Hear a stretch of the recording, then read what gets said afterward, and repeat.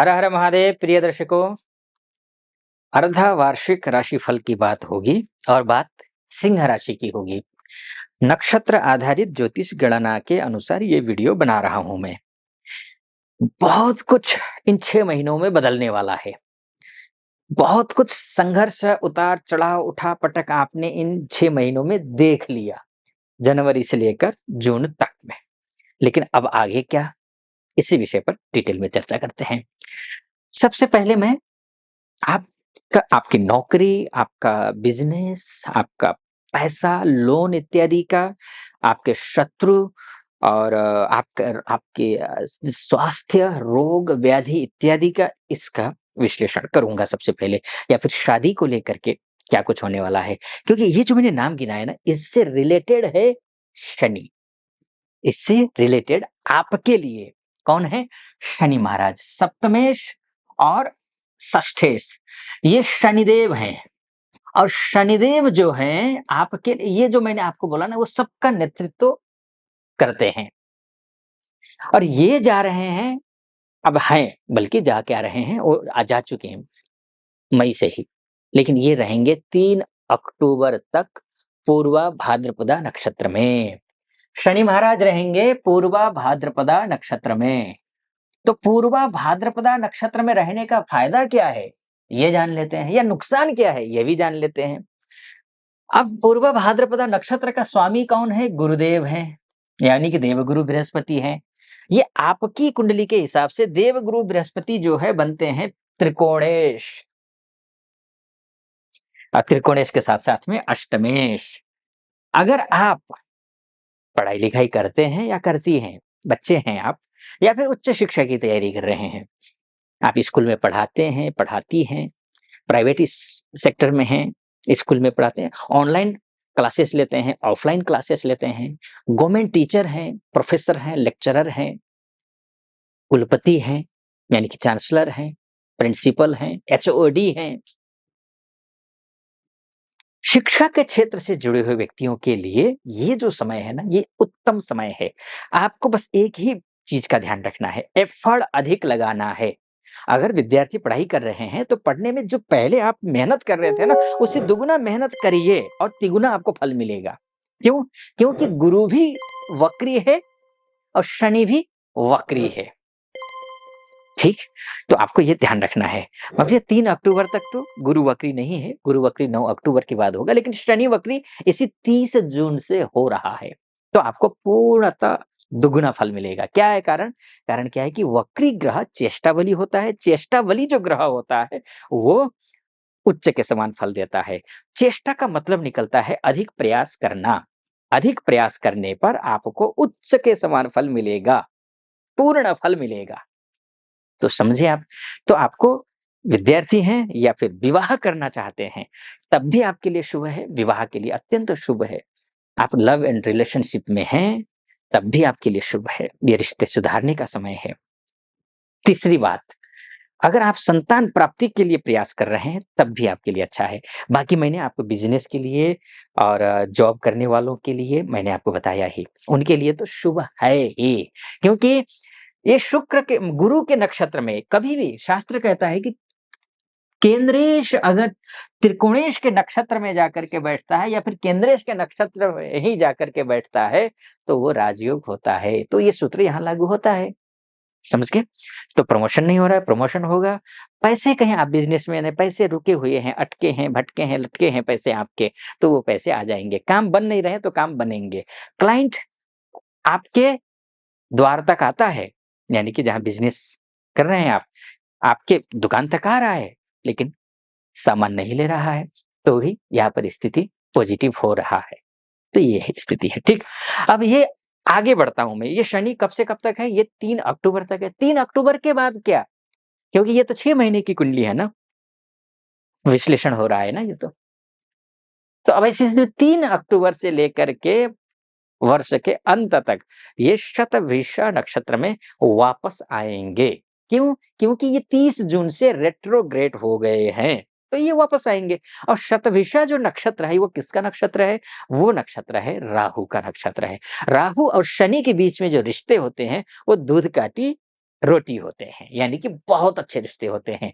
तो ये भी शुभ फल देगा आपके लिए। वैसे भी शनि जो है विदेश जाने वालों के लिए, जाना चाहते हैं या जाना चाहती हैं, वर्किंग वीज़ा के तहत, पीआर के तहत या फिर एजुकेशन वीज़ा के तहत आइलेट्स की तैयारी कर रहे हैं, या फिर आपको सफलता मिलेगी, या फिर ऑलरेडी आप वहाँ विदेश में रहती हैं या रहते हैं, तो आपको सफलता मिलती हुई दिखाई दे रही है। चाहे किसी भी मसले में आप फँसे हुए हैं या फँसी हुई हैं, आपको सफलता मिलती हुई दिखाई दे रही है। ध्यान रखना ये है आपको कि अधिक प्रयास करना है। अब ये कतई मत सोचिएगा कि आचार्य जी ने कहा है कि सफलता मिलेगी तो बैठे रहें और सफलता का इंतज़ार करें। सफलता तब तक नहीं मिलेगी जब तक आप प्रयास नहीं करेंगे। तो ये एक शनि की बात हो गई। फिर मैं अभी राहु, केतु, गुरु की नक्षत्र गोचर से क्या कुछ आपको फल मिलने वाला है, इस पर भी मैं आऊँगा। उससे पहले एक निवेदन करना चाहूँगा आपसे। अगर आप पहली बार देख रहे हैं, तो पूरा वीडियो सुनिएगा। चाहे यूट्यूब के माध्यम से देख रहे हों, चाहे फेसबुक, चाहे इंस्टाग्राम के माध्यम से देख रहे हों, तो पूरा वीडियो सुनिए। उसके बाद आपको मेरा विश्लेषण सटीक लगे, तो चैनल को सब्सक्राइब, वीडियो को लाइक और कमेंट बॉक्स में जाकर के महादेव का भक्त हूँ, कृपा आप पर भी बनी रहे, ऐसी मेरी कामना। हर हर महादेव 5 बार या 11 बार अवश्य लिख दीजिएगा। और फेसबुक के माध्यम से, इंस्टा के माध्यम से देख रहे हैं, तो फिर फॉलो, लाइक और कमेंट आपको भी करना है। और एक और निवेदन, जो महानुभावों से, जो यूट्यूब के माध्यम से देख रहे हैं उनसे, और देवियों से, माताओं से, बहनों से एक निवेदन, नीचे डिस्क्रिप्शन में फेसबुक, इंस्टा का लिंक है। उसमें मैं नया हूँ, सहयोग की अपेक्षा है। आप चलाते हैं फेसबुक, इंस्टा, तो उसको क्लिक करके फॉलो कर दीजिएगा। आप यूट्यूब के माध्यम से देखने वाले महानुभावों से, माताओं-बहनों से आग्रह। फिर से आधा मिनट मैंने अपने लिए लिया, अपने बारे में बताने में। अब फिर आप ही के बारे में चर्चा करते हैं। अब मैं दूसरे पॉइंट पे आता हूँ। आपके लिए गुरु जो है ना, बहुत मायने रखता है। गुरु बहुत मायने रखता है। अगर आपने ऋण लिया हुआ है, ऋण से उऋण होने का समय सही है। गुरु क्योंकि देखिए 20 अगस्त तक ये रोहिणी नक्षत्र में है। रोहिणी नक्षत्र किसका है? ये रोहिणी नक्षत्र जो है आपका चंद्रमा का है। और चंद्रमा का जो नक्षत्र है ये शुभ है गुरु के लिए। गुरु कहाँ? गुरु और चंद्रमा के बीच में दूध काटी रोटी होती है। इनकी भी दूध काटी बहुत अच्छी, जैसे शनि और राहु की मित्रता होती है ना, उससे ज्यादा घनिष्ठ मित्रता गुरु और चंद्रमा की होती है। इनके दृष्टि संबंध से भी राजयोग बन जाते हैं। युति संबंध की तो बात ही छोड़ दीजिए, वो तो बढ़िया योग, गजकेसरी इत्यादि योग बन जाते हैं। तो ये बहुत अच्छा योग है। तो चंद्रमा के नक्षत्र में, और चंद्रमा आपके लिए कौन है? द्वादशेष है। फिर से विदेश जाना है, विदेश में रह रहे हैं, उनके लिए विशेष लाभ है। जहाँ तक बात यहाँ की, तो एमएनसी में काम करते हैं तो उनके लिए विशेष लाभ है। ये चंद्रमा का जाना, चंद्रमा के नक्षत्र में जाना उनके लिए विशेष लाभ है। ठीक। हाँ, धन-हानि ज़्यादा करवाएगा, पैसा आएगा भी लेकिन खर्चा इतना हो जाएगा कि आप सोचेंगे कि आया और चला गया, पर कुछ बचा ही नहीं। तो पैसे बचाने की कोशिश कीजिएगा, मन को कंट्रोल कीजिएगा, मन लगाइएगा, चाहे पढ़ाई में हो, चाहे कुछ भी हो, मन लगाइएगा, ये है। तो ये कब तक है? 20 अगस्त तक है। 20 अगस्त के बाद से फिर क्या होगा? फिर 28 नवंबर तक मृगशिरा नक्षत्र में है, जो कि आपके लिए भाग्येश हैं ये। गुरुदेव जो है ना, वो मृगशिरा नक्षत्र में जाएँगे, आपके लिए भाग्येश है। और भाग्यम फलति सर्वत्र न च विद्या न च पौरुषम। भाग्य अच्छा हो तो सब चीज़ हासिल कर सकते हैं, वही स्थिति है। तो ये मृगशिरा नक्षत्र में जाने वाले हैं तो अच्छा हो जाएगा, निश्चिंत रहिए, और भी ज़्यादा अच्छा होगा। स्वदेश में रहने वालों के लिए, यहीं पर डोमेस्टिक कंपनियों में काम करने वाले माताओं, बहनों, भाई-बंधुओं के लिए शानदार समय है, बहुत अच्छा समय है, कॉन्फिडेंस लेवल बढ़ेगा, अच्छे लोगों से मुलाकात होगी, ये सब कुछ होगा। इसके साथ-साथ में ये घर खरीदने की सोच रहे हैं, गाड़ी खरीदने की सोच रहे हैं, प्रॉपर्टी खरीदने की सोच रहे हैं, बेचने की सोच रहे हैं, उनके लिए भी अच्छा है ये मृगशिरा नक्षत्र में जाना। तो फिर उसके बाद 28 नवंबर के बाद फिर ये रोहिणी नक्षत्र में वापस आएँगे गुरुदेव, क्योंकि 9 अक्टूबर से ये वक्री होंगे, तो वक्री होने का मतलब ये है कि उल्टी चाल चल करके वापस आएँगे। तो फिर से आ रहे हैं, तो फिर वो चंद्रमा के नक्षत्र में जो मैंने आपको फल बताए, वही फल इसमें भी देंगे। तो ये हुआ। अब मैं आता हूँ राहु और केतु के नक्षत्र में। उससे पहले फिर से एक बार बोलूँगा मैं आपसे, ये मोटा-मोटी तौर पर है, आपकी कुंडली ही आपका डीएनए है। आपको अगर विशेष रूप से कुंडली अपनी दिखाना चाहते हैं कि वाक़ई में क्या कुछ कुंडली में लिखा हुआ है, तो नीचे नंबर है, उस नंबर पे कॉल करके हमारे टीम के मेंबर से बात करके मुझसे ज्योतिष का कंसल्ट करने के लिए, अपनी कुंडली दिखाने के लिए आप अपॉइंटमेंट ले लीजिए और निर्धारित तिथि पर आपसे बात हो जाएगी। ये है। अब मैं राहु केतु की संक्षिप्त में बात करता हूँ क्योंकि लंबा वीडियो हो जाएगा वरना। राहु जो है वो 8 जुलाई से उत्तरा भाद्रपदा नक्षत्र में जा रहे हैं, जो कि शनि का नक्षत्र है। और शनि आपके लिए बिज़नेस कारक है, ऋण का कारक है, ऋण से उऋण होने वाला करवाने वाला ग्रह है, बिज़नेस अच्छा चलाने वाला ग्रह है, दाम्पत्य जीवन को बेहतर बनाने वाला ग्रह है, पार्टनरशिप को अच्छा बनाने वाला ग्रह है।